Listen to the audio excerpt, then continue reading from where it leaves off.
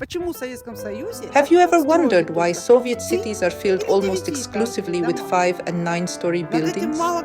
Not many people think about this, but it's a striking pattern you'll notice in virtually any Soviet city.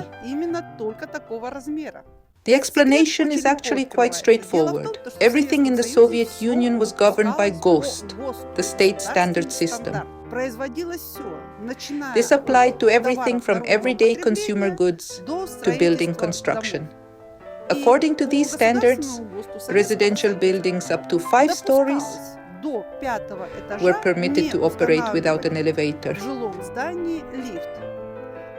For 9-story buildings, a regular passenger elevator was required. However, if a building exceeded 9 stories, it had to be equipped with a cargo elevator as well. Now, you might occasionally spot some 6-story buildings too. The story behind those is quite interesting, but I'll save that explanation for later. Hey there, friends! Julie here, and you're watching Soviet Born, the channel where we reveal the unfiltered truth about the Soviet Union that you won't hear anywhere else. So stick around, because what I'm about to share is really fascinating. Both 9-story and 5-story buildings were constructed using the block system. Now, here's something interesting about the layout. The 4-room apartments were exclusively positioned at the corners of these buildings. Throughout the rest of the building, you'd find a mix of 1, 2, and 3-room apartments. The entrances in 9-story buildings had a notable difference from their 5-story counterparts. You'll notice there was an additional small corridor at the entrance. This wasn't just random design. It was specifically built to deal with our harsh weather conditions. As I keep mentioning, our winters get seriously cold here. That's why you see that second door setup. It creates a buffer zone between the outside and inside. Everything's exactly the same as it was in Soviet times. The same paint, the same whitewash on the walls. See this entrance to the basement? Let's head upstairs. Here on the first floor, because there's a store taking up space, you'll only find 2 apartments and an elevator. Oh, and speaking of the elevator, I'll show you that later. It's quite something and deserves its own spotlight. Let's go up a bit further so I can show you the typical features of a 9-story entrance. You know, they're all pretty much identical. Look here, you've got your gas pipes, heating pipes running up the wall. Every floor has its mandatory heating system. And these windows, naturally covered in announcements, wouldn't be complete without those, right? Oddly enough, only 1 mailbox remains. Don't ask me why. And then there's this masterpiece called the garbage chute, situated between each floor. I won't open it for you, but you get the idea. And see those pipes? That's the sewage system running through. As you can see, each floor has your standard 4 apartments.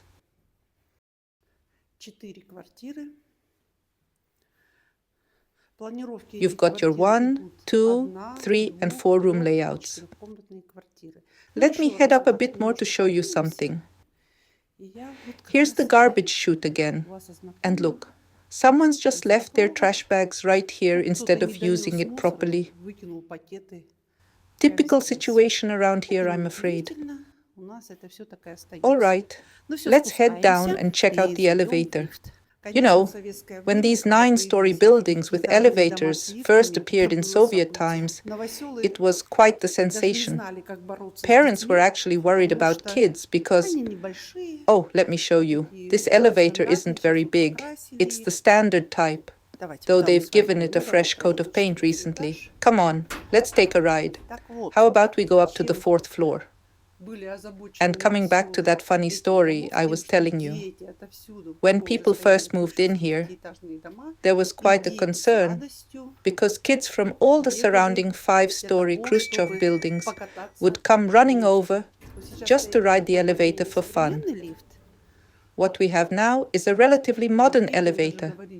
See, it even announces which floor we're arriving at, complete with some not-so-polite graffiti. These days it's kept fairly clean, though, as you can see, some people still can't resist leaving their mark on the walls. But the original one was completely different, had wooden elements and everything. This one's definitely more user-friendly. Back then, you know how it was. Soviet elevators always looked pretty rough.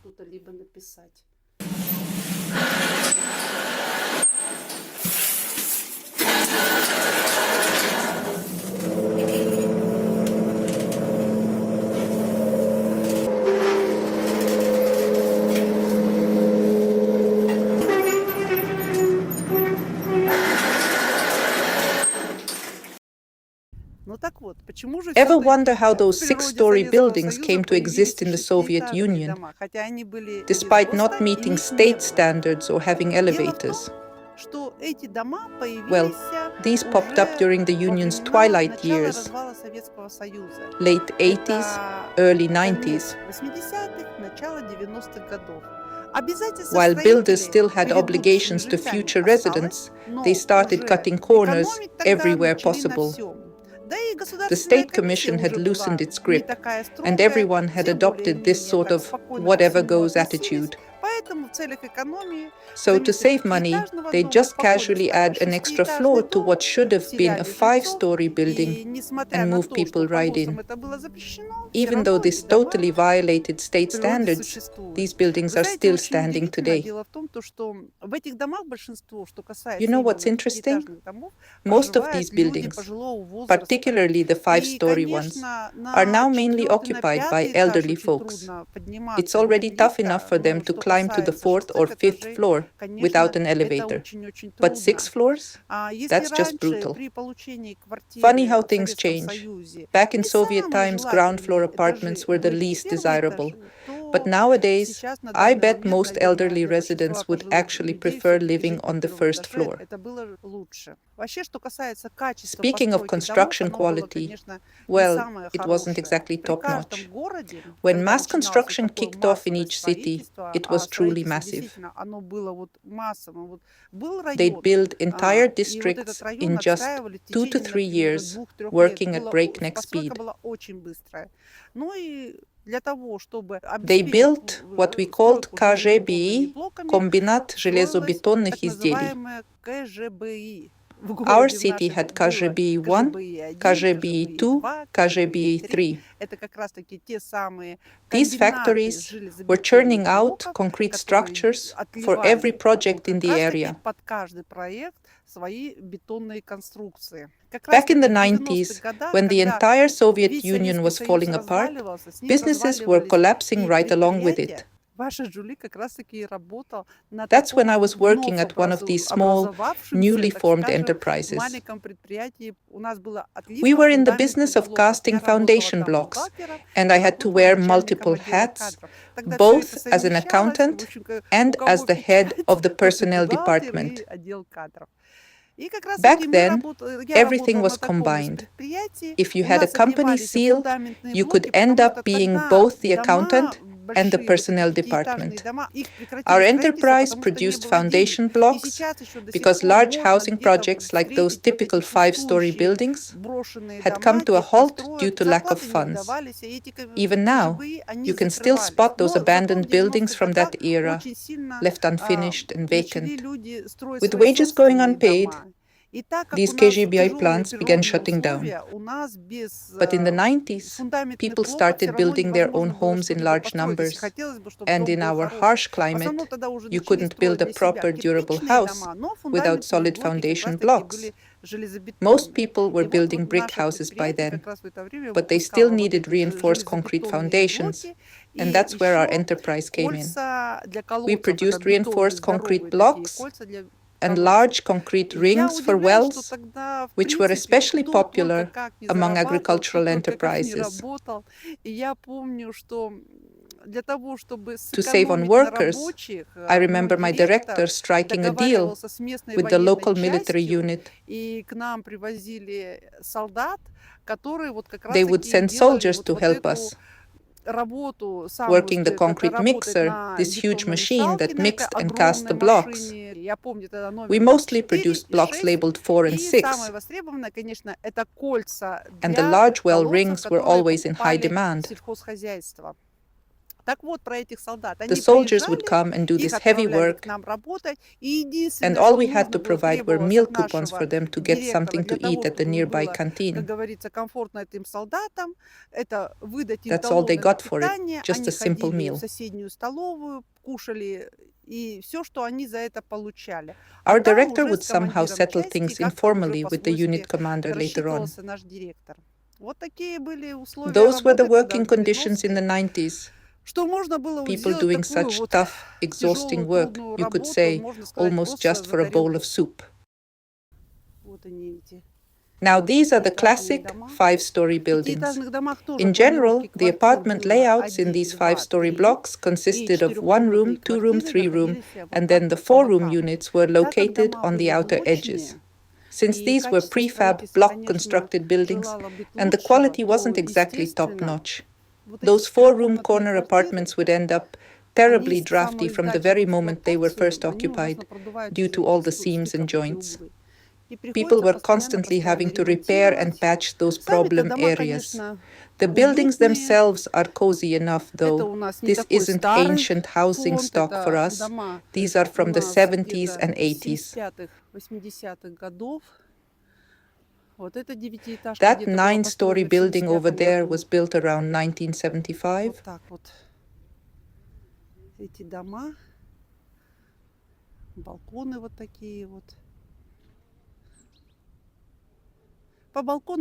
You can always tell a lot about the residents just by looking at the balconies and windows. See, those white windows are modern plastic replacements. Those folks have obviously upgraded. But in that second-floor apartment, you can instantly tell a pensioner lives there, with the old wooden window frames and that beat-up, cluttered balcony from back in the day. The 4-room apartments, they're a bit nicer. Those are the ones on the outer edges, see? They tend to be more recently renovated.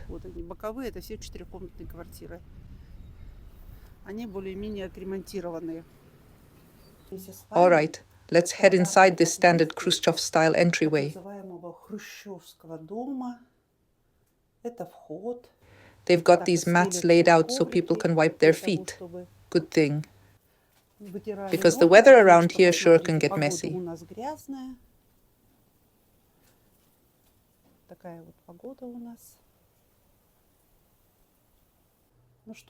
Shall we take a look around? I wanted to show you this inscription. It has a bit of a shimmer to it. Let me point it out to you from the other side. It says, "And did you close the iron door?" This is a constant reminder that it's bitterly cold in here, even though it's just November. The doors have to be tightly sealed because of how frigid the entryways get. All right, let's keep moving. You can see the doors are all closed up. And there's that same, "Did you close the door?" message again. But don't worry, there is heating in these entryways. It's absolutely essential, given how low the temperatures can get around here. We're talking minus 35 degrees Celsius in the winter. Очень низкая, зимой доходит до минус 35 градусов.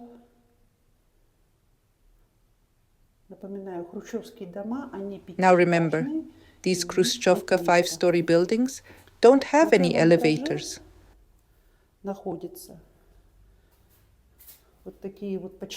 On the ground floor here, you can see the old mailboxes.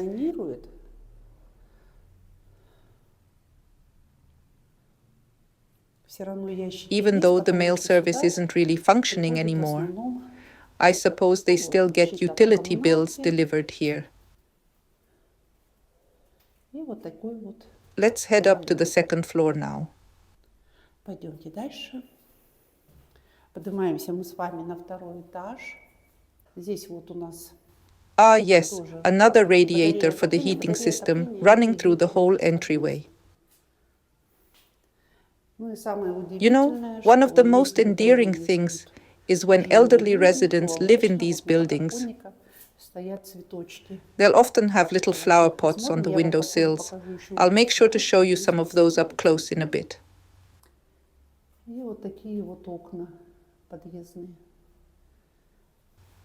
All right, let's take a look at all 5 floors. Typically, there are 4 apartments per floor. See, they even left some of the original light fixtures. That one there is modern, but this other one is straight from the building's construction days. Okay, let's go further. Well, as I was saying, the higher up the floors you go, the more interesting the flowers tend to be. Let's take a look.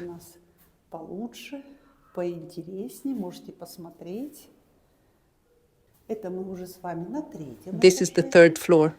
Ah, yes, they've started installing these metal, reinforced doors for each individual apartment now. And see that metal shield on the wall? That's where the electricity meters used to be mounted. But they've actually moved those inside the apartments these days. You'll never guess why. They used to get stolen. People would just rip those shields right off the wall because they had some non-ferrous metal content, even if it was minimal. They'd leave the residents without power.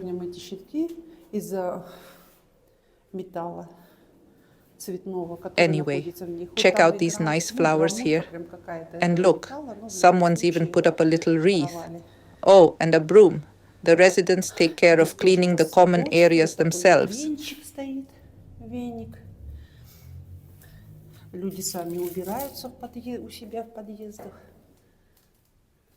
A really well-kept entryway. More flowers up here too. Sounds like someone's doing some renovations. Hear that drill? Someone has taken out an old TV.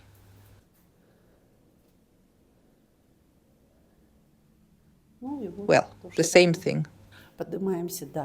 All right, let's head up to the 5th floor now. It must be such a trek for the elderly residents.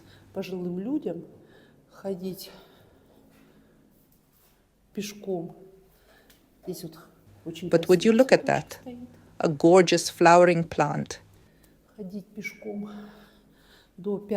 Even without an elevator in these 5-story Khrushchevkas, the tenants really take pride in keeping things tidy.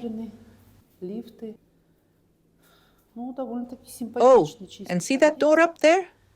That's the access to the attic.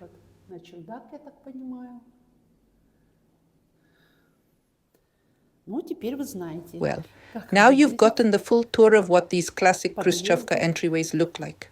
Clean, well-maintained by the residents themselves. A real testament to the community spirit.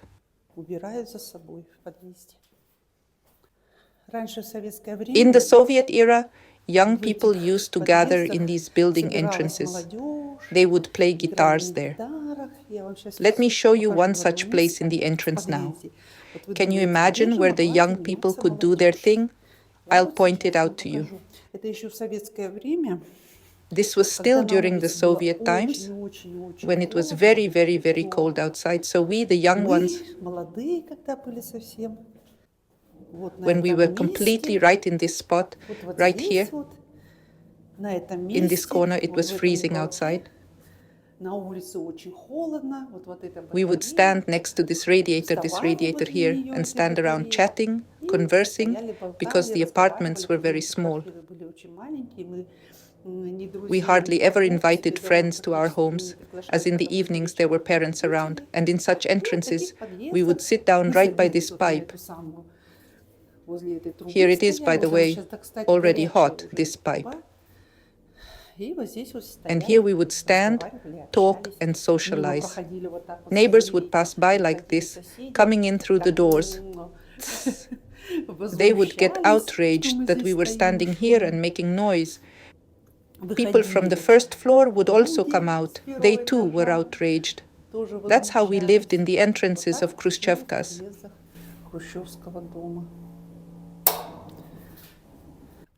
In Soviet times, there was always a shoemaker's booth next to each of these buildings. Somehow this shoemaker's booth has been preserved. And I'll show you this shoemaker's booth. This is how it looked. I don't know how it has been preserved. These shoemakers' booths were mainly operated by people who were serving their sentence. The best shoemakers were those who were in prison. I'll explain why. Because the main work while serving a sentence was shoemaking. Convicts were sewing boots for the army by state order. And they are still sewing them. They also sewed homemade slippers. You could always buy them in stores, and I think you can still buy them now. They are available. Such a booth, it's amazing that it has been preserved. See, even the light was wired to it. This year, not a single new house has been built around here. It's just been the same. Nothing's changed. There's no sign of any activity or development whatsoever. Only pensioners are left now. Everyone else has cleared out, moved on to greener pastures. The people who were needed elsewhere have all departed. They've left completely. But not here, no sir.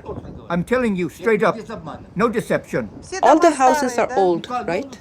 Just a bunch of old, not so old pensioners hanging around. They are the pensioners who remain? That's right. Everyone else has packed up and gone. So it's just empty, barren. We just keep paying the rent, and that's about it. Not much else going on. But they'll still take it, you know, because there are hungry folks living around here scraping by. That's the truth of it, I'm telling you. No lies, no sugarcoating. Okay, thank you very much.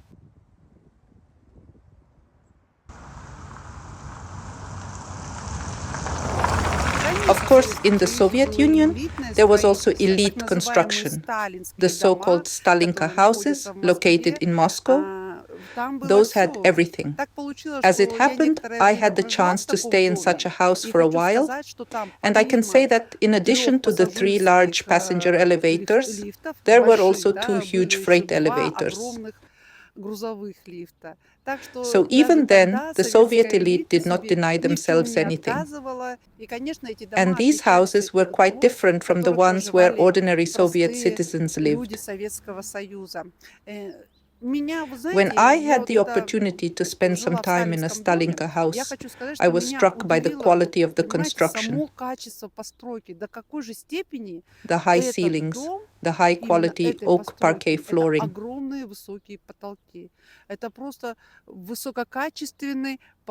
At the time, we were living in a standard apartment in a Khrushchev building. But getting to experience one of these elite houses was just amazing. The rooms were huge, and the most astonishing part was that even a 3-room apartment had 2 bathrooms. In the regular houses, even in 4- or 5-room apartments, the bathrooms were small, and the idea of having 2 was unheard of. In summary, the Soviet elite clearly did not deprive themselves of any comforts, even back then. Speaking of which, I just found an old slide from those times. I remember when we were kids, we used to sled on these metal slides. I'm amazed that one has been preserved. It must be at least 40 years old, yet the metal is still sturdy.